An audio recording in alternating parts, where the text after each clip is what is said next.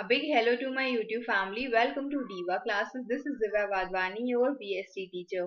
Today we'll be studying about job analysis. This is chapter 2 of HRM, Business Studies for class 12 ISC.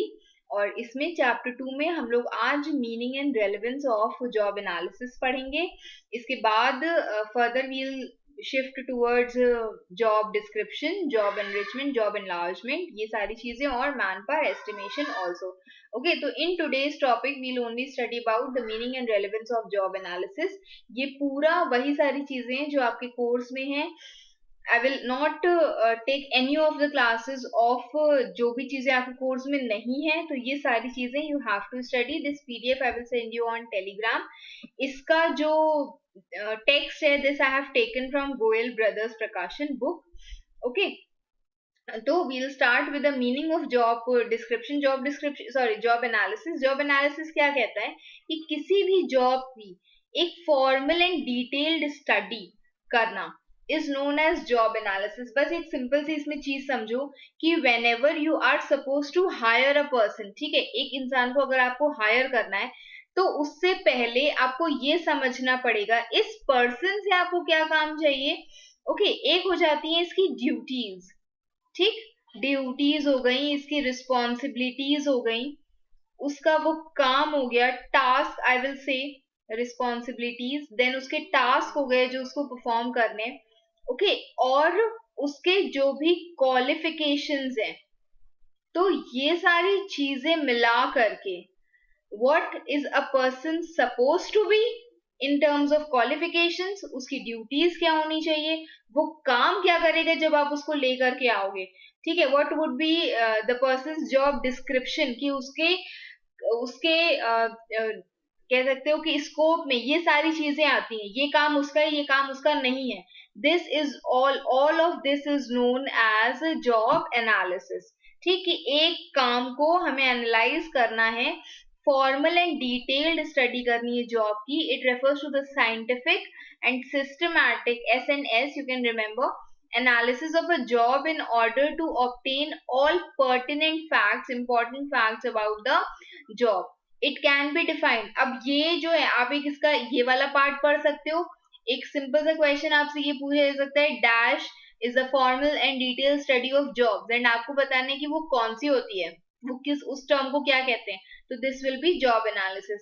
ठीक, इसमें ये वाला point you can mark अपने part कि ये क्या है, ये एक प्रोसेस है ये तय करने का, ऑब्जर्व करके, स्टडी करके, कि task which comprise a job, उसके मेथड्स, उसको कैसे करेंगे, क्या इक्विपमेंट्स उसमें यूज होंगे, स्किल्स क्या चाहिए उस काम को करने के लिए. आपने देखा होगा जॉब्स जब निकलती हैं, वैकेंसीज निकलती हैं, असेंशियल क्वालिफिकेशंस, डिजायरेबल क्वालिफिकेशंस दिए होते हैं, तो वही सारी चीजें इसमें आ जाएंगी. ठीक है, and attitudes required for successful completion और परफॉर्मेंस ऑफ द जॉब, ये सारी चीजें मेरे जॉब एनालिसिस में आती हैं. ओके, उसके बाद है ये एक प्रोसेस है कलेक्ट और एनालाइज करने का data related to a job.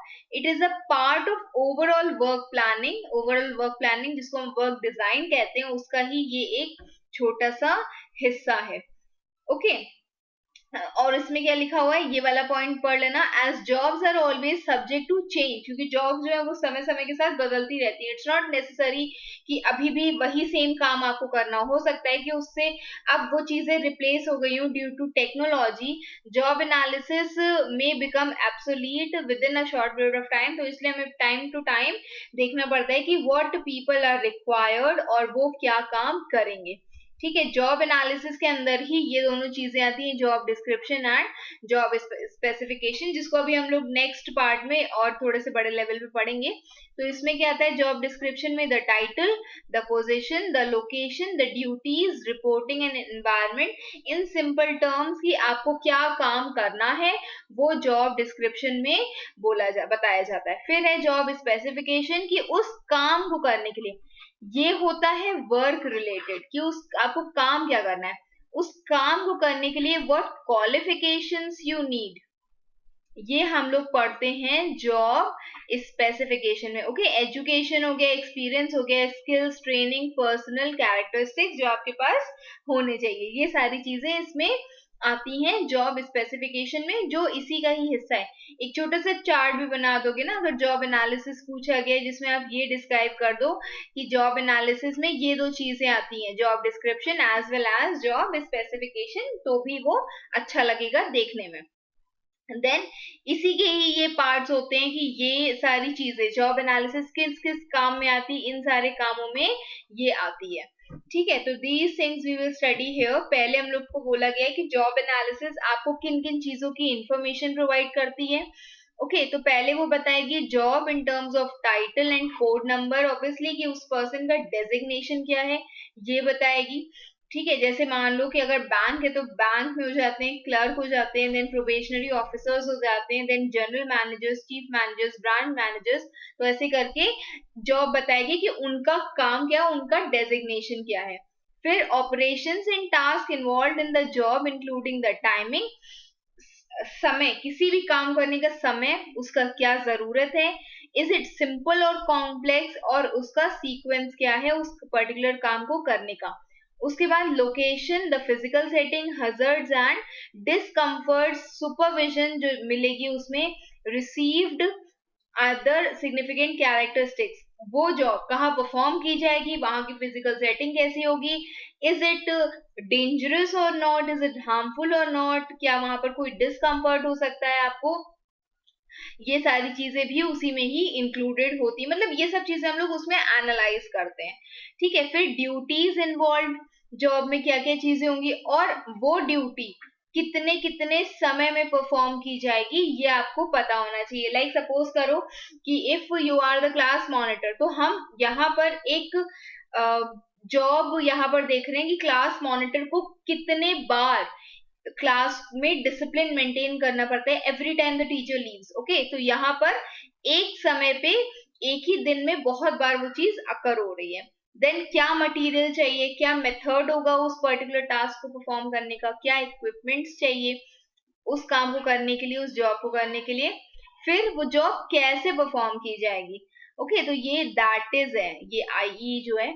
The nature of operation क्या है, जैसे क्लियरिंग है, लिफ्टिंग है, हैंडलिंग है, drilling, feeding, driving, guiding, assembling, तो many of the things can be there.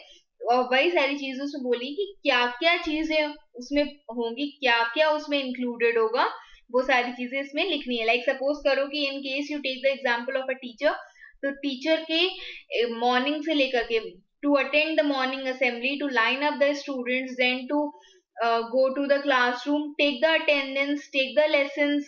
Okay, उसके बाद then attend to maintain the attendance registers, to collect the copies, to take tests, sorry to give test. तो ये सारी चीजें उनके responsibilities में आती है, वही चीजें कि क्या क्या काम कैसे कैसे किया जाएगा। Then the relationship of the job with other jobs, एक जॉब कैसे दूसरे जॉब से रिलेटेड है, ये हम लोग इसमें पढ़ते हैं। And then last one is, नहीं अभी हो सकता है आगे भी हो, ह्यूमन रिसोर्स एट्रीब्यूट्स रिक्वायर्ड, उस पर्टिकुलर काम करने के लिए क्या चीजें चाहिए, what physical strength there could be, education, mental skills क्या चाहिए, एटीट्यूड्स, एक्सपीरियंस, ट्रेनिंग, आपने क्या सीखा है क्या नहीं सीखा है पहले, ये सारी चीजें हमें उस जॉब में देखनी पड़ती हैं।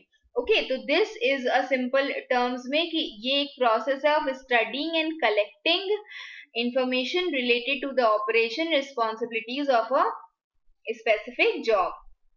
Then it is essential for effective management of human resources. तो इसी में हम लोग आगे इसका रेलेवेंस पढ़ेंगे कि कहाँ कहाँ पर, वेयर, और मतलब व्हाट प्लेसेस, जहाँ जहाँ पर बेनिफिट्स उसके बोले गए कि कहाँ कहाँ पर दीज थिंग्स आर रिक्वायर्ड। सबसे पहले ऑर्गेनाइजेशनल डिजाइन। अब ऑर्गेनाइजेशनल डिजाइन रेलेवेंस क्या होता है, रेलेवेंस होती है उस पर्टिकुलर चीज की इंपॉर्टेंस। तो यहाँ पर बोला गया है कि कैसे जॉब एनालिसिस जो है इट इज इम्पोर्टेंट, या ह्यूमन रिसोर्स मैनेजमेंट में इसको कहाँ क्यों, मतलब क्यों this is the first part, जब आप किसी भी पर्सन को हायर करते हो या ह्यूमन रिसोर्स मैनेजमेंट में ही सबसे पहला जो काम आता है जो जॉब एनालिसिस का ही आता है।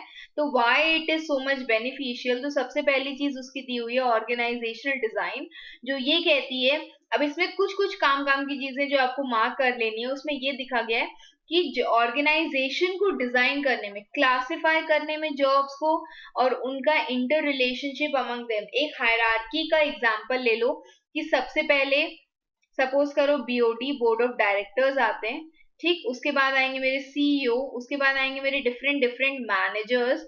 तो यहाँ पर क्या बोला गया है कि एक जॉब को क्लासिफाई करना, भाई डिवाइड करना काम को, और उसके बाद ये देखना कि एक पर्सन कैसे दूसरे से relate. Obviously sales manager is related to production manager, production manager जो भी चीजें बनाएगा उसके बाद ही तो वो चीजें जाकर के सेल्स में शिफ्ट होंगी, और in case things are sold तो पता कैसे चलेगा। तो और इस सब के लिए उनको बजट कहाँ से मिलेगा, it will this they will get from the finance officer.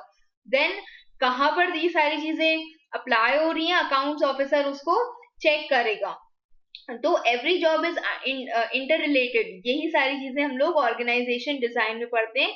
और ये जो रिस्पॉन्सिबिलिटी है, it is also added with authority and accountability for various jobs, ये पता नहीं क्या लिखा हुआ है, for various jobs that can be specified so as to minimise duplication और ओवरलैपिंग, की एक ही काम को आपको बार बार ना करना पड़े, इसलिए अथॉरिटी और रिस्पॉन्सिबिलिटी उसमें दी गई है। फिर लिखा हुआ है in order to improve organisational efficiency, sound decisions होने चाहिए, कि हिरार्कल पोजीशन जो भी हमने आपको एग्जांपल दिया वो होना चाहिए, फंक्शनल डिफरेंशिएशन होना चाहिए, फंक्शनल की एक पर्सन का काम वो कर रहा है तो दोबारा से ओवरलैप ना हो कि भाई ये काम कर लें या तो फिर उन्होंने जो दिया है हम उसको कर लें, अगर वो करना है तो ये हम नहीं कर पाएंगे, तो ये ओवरलैपिंग नहीं होनी चाहिए, डुप्लीकेशन नहीं होना चाहिए कि लो यही काम हम उनके लिए कर रहे हैं, यही काम हम दूसरे हेड के लिए कर रहे हैं, तो these things should not be there. Then next point in this is human resource की प्लानिंग करना। HR planning comes as a part कि आपके उस ऑर्गेनाइजेशन में how much manpower is required, देखो यहाँ पे लिखा हुआ है, इसको अंडरलाइन कर लेना, कि फोरकास्ट करना कि मैन पावर कितना जरूरी है, कौन कौन सी नॉलेज और स्किल्स, एजुकेशन, एक्सपीरियंस, ट्रेनिंग की जरूरत है उस पर्टिकुलर काम को करने के लिए। ठीक है, इट ऑल्सो हेल्प्स कि हम लोग ये प्लान करें कि प्रमोशन किसको देना है, ट्रांसफर किसका करना है, by indicating lateral and vertical relationships. Okay, the lateral relationships एक मैनेजर का दूसरे मैनेजर से, और वर्टिकल हो जाएगा मैनेजर का ऊपर जो भी सीईओ या बोर्ड ऑफ डायरेक्टर्स हैं उनसे क्या उनका रिलेशन है। Then between different job analysis और भी चीज एक काम करती, क्या करती है, it determines the quality of HR required in the organisation, work को डिवाइड करती है।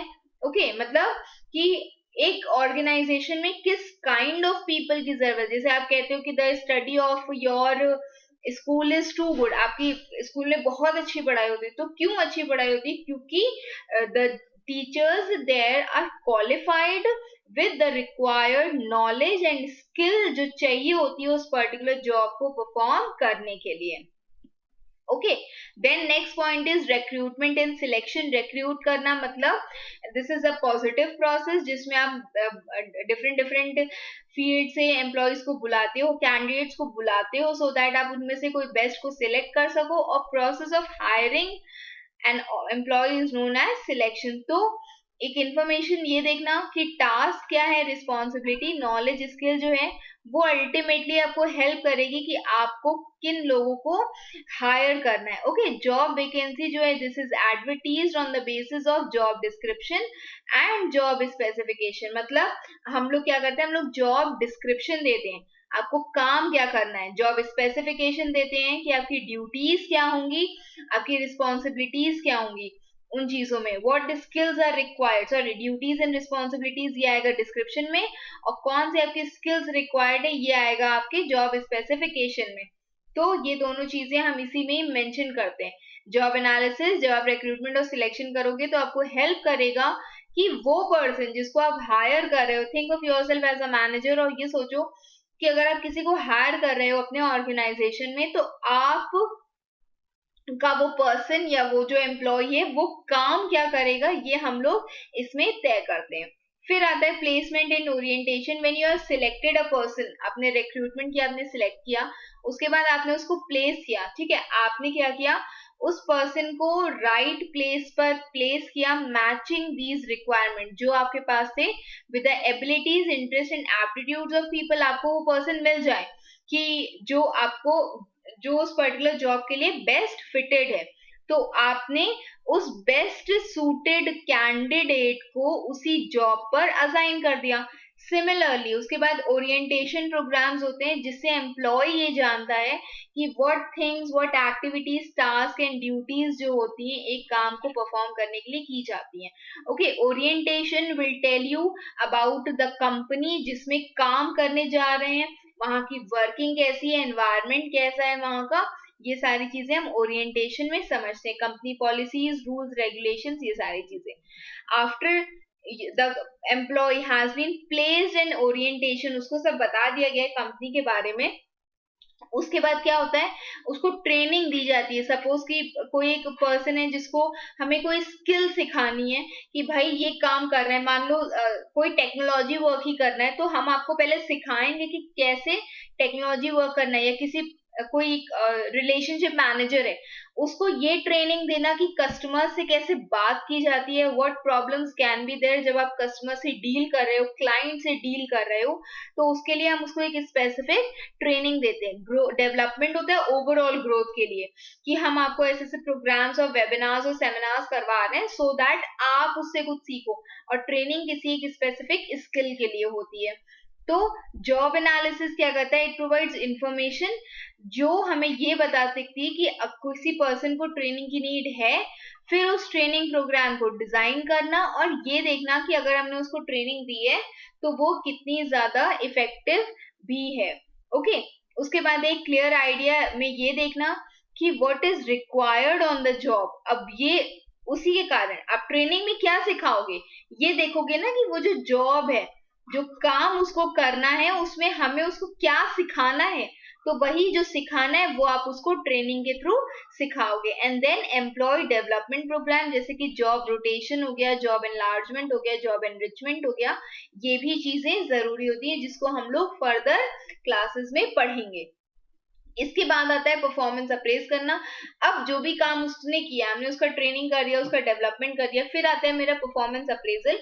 ये सारी चीजें आपको बताती हैं कि जॉब एनालिसिस भाई, एक काम, एक वर्क जो उसको करना है, जब उसने वो काम कर लिया then you will appraise that person. इसलिए job analysis is important. Okay, job analysis में आपको ये डिटरमाइन होगा, आप ये तय कर सकते हो कि पहले आप स्टैंडर्ड्स बनाओ, हाँ भैया हमको इस लेवल का काम चाहिए, ठीक। और उसके बाद in critical parts of the job where the job is very much important, employee performance उसके बाद इवेल्युएट हो सकते हैं अगेंस्ट द नोन स्टैंडर्ड्स, कि हमने और क्रिटिकल एक्टिविटीज की, ओके ये बहुत इंपॉर्टेंट काम था, अगर ये हुआ है तो means the person is very much effective and efficient.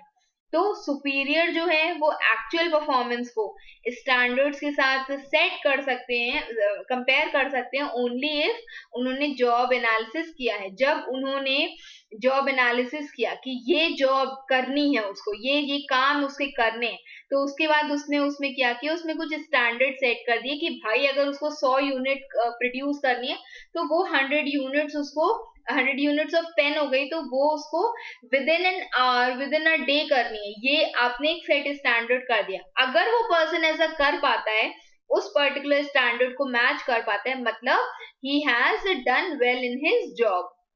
Okay, फिर आता है मेरा करियर पाथ प्लानिंग, कि इन केस फ्यूचर में आप उसको और एम्प्लॉय को, मतलब उसको और करियर ग्रोथ देना चाहते हो, जैसे with the help of such understanding, पहले ये देखना कि क्या क्या अपॉर्चुनिटीज है in terms of the path and the jobs available in the organisation.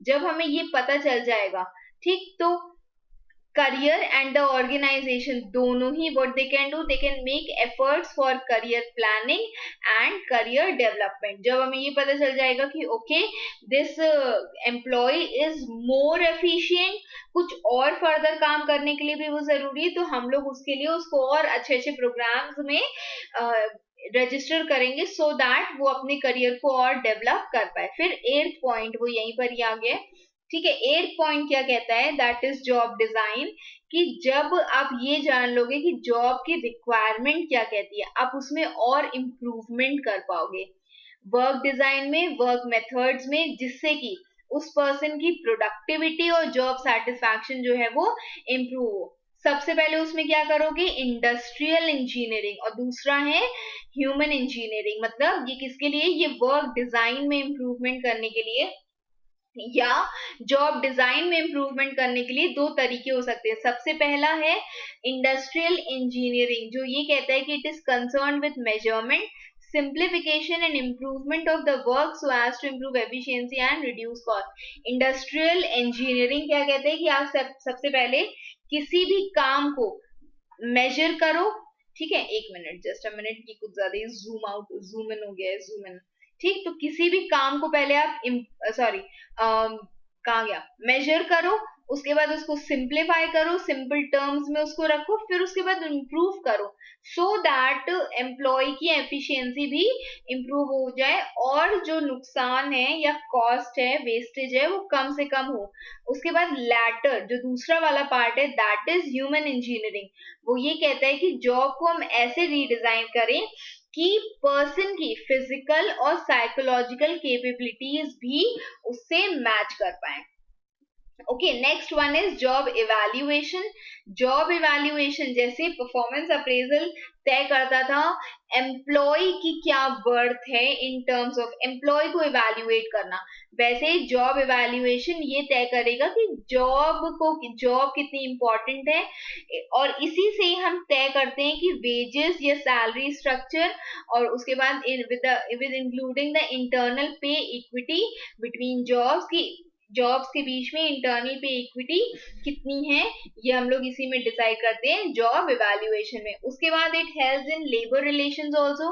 Labour relations in the sense कि जो भी इंफॉर्मेशन आपको ऑब्टेन हो रही है जॉब एनालिसिस के थ्रू, दिस विल हेल्प, वो दोनों मैनेजमेंट और ट्रेड यूनियन को हेल्प करेगा कलेक्टिव बार्गेनिंग में। व्हाट इज कलेक्टिव बार्गेनिंग, जब एम्प्लॉयर एम्प्लॉय बैठ करके एक साथ the terms of employment discuss करता है, working conditions, wage, okay, then employment conditions कि हमें इतना काम करना है, इतने आवर्स में करना है, what will be the timing, duration, flexi time, तो ये सारी चीजें कलेक्टिव बार्गेनिंग में। उसके बाद जब वो कोई एक डिसीजन देते हैं, उसको हम लोग कलेक्टिव, उस पूरे प्रोसेस को हम लोग कलेक्टिव बार्गेनिंग कहते हैं।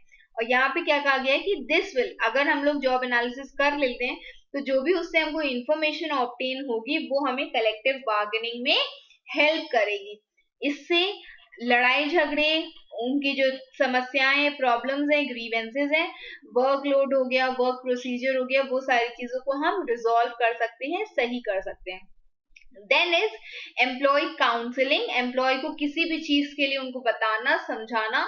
इट विल प्रोवाइड इंफॉर्मेशन कि करियर चॉइसेस और personal limitations, okay, career choices और पर्सनल लिमिटेशंस कि हमें किस तरह के इस पर्टिकुलर जॉब की कितना ग्रोथ है, कितना उसका करियर है, एंड उसके लिए हमें किस किस्म के लोग की जरूरत है।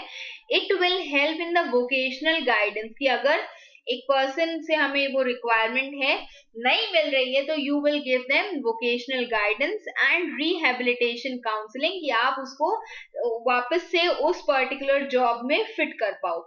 ठीक, एम्प्लॉयज जो अनेबल करते हैं like to cope up with the hazards and the demands of a given jobs, वो एडवाइस किए जाते हैं। एम्प्लॉय काउंसलिंग क्या कहती है कि आप उसको एडवाइस करो, तो उनको एडवाइस किया जाता है कि वो थोड़ी सी कम ग्रेड वाली जॉब ले लें या फिर रिटायरमेंट पहले ले लें। ओके, एम्प्लॉय काउंसलिंग उनके करियर के ही सेंस में किया जाता है कि in case you are not able to cope up with the technology, या जो डिफिकल्टी लेवल इस ऑर्गेनाइजेशन में बढ़ रहा है, अगर आप उस तक नहीं जाना चाहते हो, तो या तो कोई छोटे लेवल की जॉब ले लो। Like people who don't prefer promotions and transfer to some other states, वो क्या करते हैं, वो अपने ही स्टेट में या अपनी ही सिटी में, सो दैट वो लोग अपने घर पे ही रह सके, वो उस प्रमोशन को नहीं लेना पसंद करते। और दूसरा ऑप्शन क्या होता है कि आप जो रिटायरमेंट है उसको पहले ले लो। ठीक है, then next one is health and safety. This is the last point. Health and safety ये कहते हैं जॉब एनालिसिस आपको ये बताएगी कि क्या अनहेल्दी या hazardous environmental and operational conditions है दूसरे जॉब्स की, what will be the heat, whether there will be heat, noise, dust, fumes, ये सब चीजें होंगी, और इसी के बेसिस पे, इन्हीं सब चीजों के बेसिस पे मैनेजमेंट डिसाइड करता है, मैनेजमेंट कैन डेवलप मेजर्स जो हेल्थ और सेफ्टी ऑफ एम्प्लॉइज ला सकते हैं।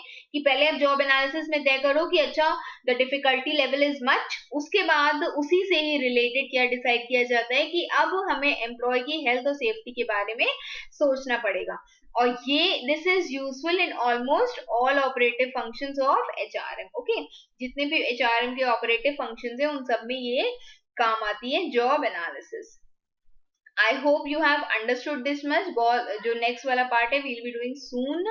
Okay, कोई प्रॉब्लम हो इसमें या जो फर्स्ट चैप्टर था उसमें, you can mention it in the comment box. Keep preparing and keep studying. This PDF I will send you on Telegram. Okay, thank you.